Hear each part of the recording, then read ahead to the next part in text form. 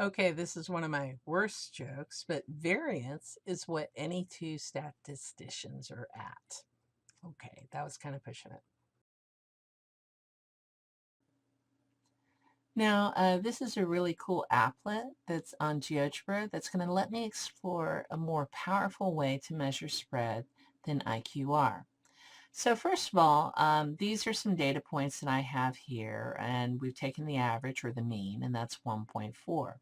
And the cool thing is, if I move the data point, you can see how this is dragging the mean lower as I pull it further away from the group, right? So basically, if I wanted to look at the spread of the data, one thing I could do is look at all these numbers here. Now, this is E is 4.6 above the mean, D is 2.6, C is 1.6 above the mean. A and B are both below the means, and you can see this should show a negative, but the software is a little picky, and it's showing the negative here. So these are below the means. So these are called the deviations, which is the distance from the point to the mean. I can't really use the total deviation because that's 0. And 0 is not going to tell me a lot about the spread. If I move the point, it's still 0. Even if I bring these over this way, it never changes from 0. So I don't want to use that point. I don't want to use just the deviation. So how can I make this not add up to 0? I could square them. So we're going to go ahead and take a look at the following data set with the points -4, -2, 3, 4, and 6, which is listed right here in the table. The first thing we need to know is if we're going to find the deviation, we need to know how far the point is from the mean. So the mean is just adding up all those points and dividing by 5, which is 1.4. So to find the deviation here, it's x minus x bar, where x bar stands for the mean. -4 minus 1.4 is -5.4. -2 minus 1.4 is -3.4. 3 minus 1.4 is 1.6. 4 minus 1.4 is 2.6. 6 minus 1.4 is 4.6. And again, if I were to actually add up all these values, I would get 0. Now, that means I want to do something to make it so we can get rid of this 0, and we're going to square the deviation so we get rid of the negatives. When we square the deviations, which is right here, -5.4 squared is 29.16. We get 11.56, and I square the rest of the numbers, and I add them up, 71.20. Now, this number here, if I add more data points, this number is really kind of just going to keep growing. So it's not really fair to compare spread on a small set of data compared to a large set of data. How can we make that more fair? Well, we could divide by n. So that would give us the average squared deviation. Now, this is only for populations. We actually make an adjustment for samples, so pay attention. So if I take this 71.20 and divide by 5, I get 14.24, 14.2. Then I'm going to take the square root to get us back into the units, because 14.2, even though it makes a little bit more sense with this set of data, it's still big. And the reason is because it's squared. How do we fix that? We take the square root, and the square root of 14.24 is 3.77, which makes a lot more sense if I'm trying to describe the spread of these points right here. Now, for samples, if we don't have the entire population, we divide by n minus 1 instead of n. So instead of dividing by 5, very important to note here, I am actually dividing by 4, not by 5. So for samples, you divide by n minus 1, all right? And my standard deviation in this calculation is 4.22. So what geometry theorem does this remind you of? It's not really required, although it's going to come up a little later, the Pythagorean theorem. Let's go ahead and do an example. Here are the measurements of the level of phosphate in the blood of a patient in milligrams per deciliter of blood. This is made on 6 consecutive visits, so I have 6 data points right here. we want to determine the mean and the standard deviation. When I add these all up, I get 32.4, and there's 6 data points. So divide the 32.4 by 6, and I get 5.4. That's the mean value. 5.6 minus 5.4 is 0.2. 5.2 minus 5.4 is actually negative 0.2. And here are the rest of the differences or deviations. Again, when I add these up, I get 0 when I just have a list of data. So we're going to go ahead and square these and add them up like we did before.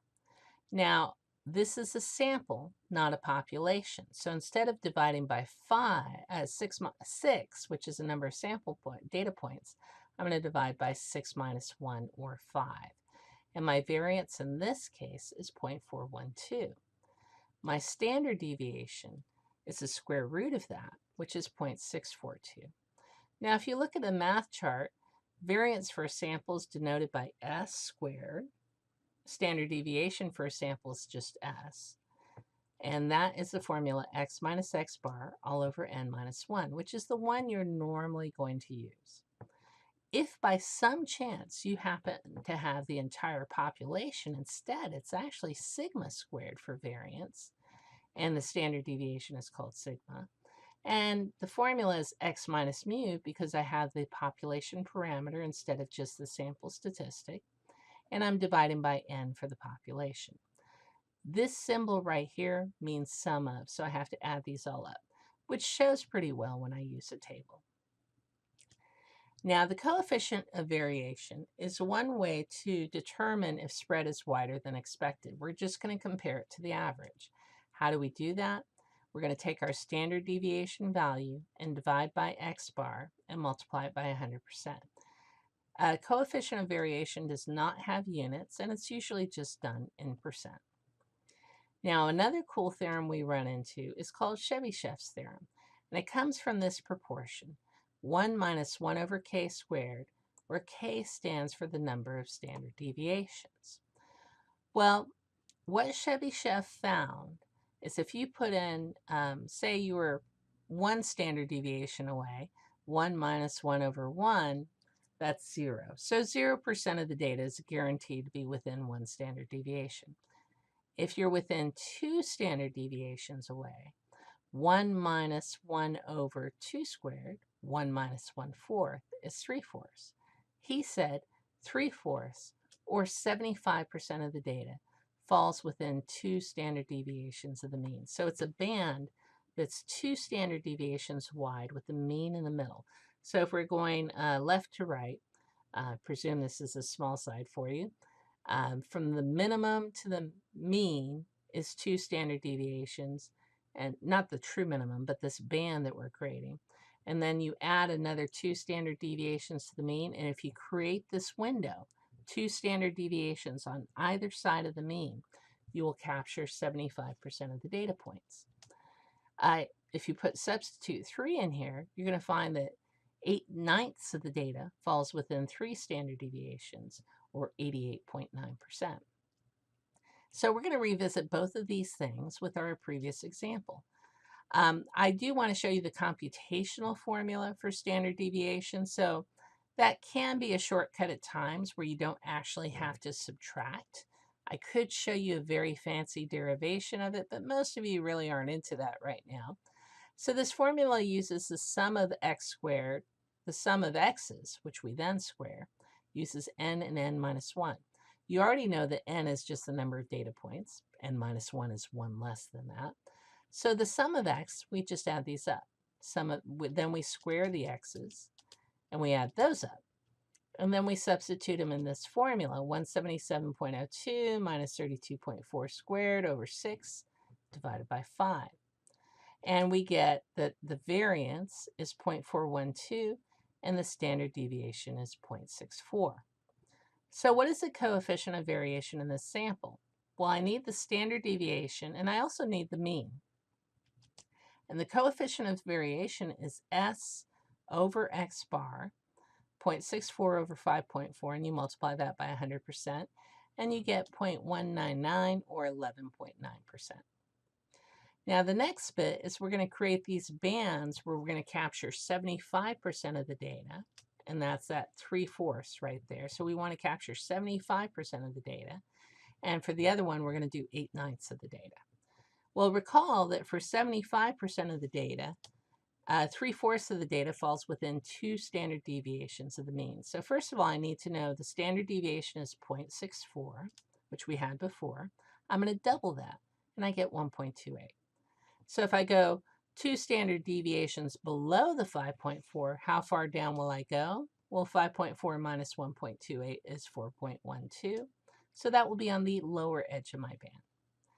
If I want to figure out the upper band, I go 2 standard deviations above the mean there, and I'm going to add 1.28 to 5.4, so I get 6.68.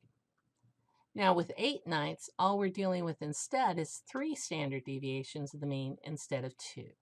So instead of 2 times 0.64, I have 3 times 0.64, and I get 1.92. To figure the lower band, I subtract that from the mean, and to find the upper band, I add that to the mean. So 8/9 of my data will fall within 3.48 and 7.32.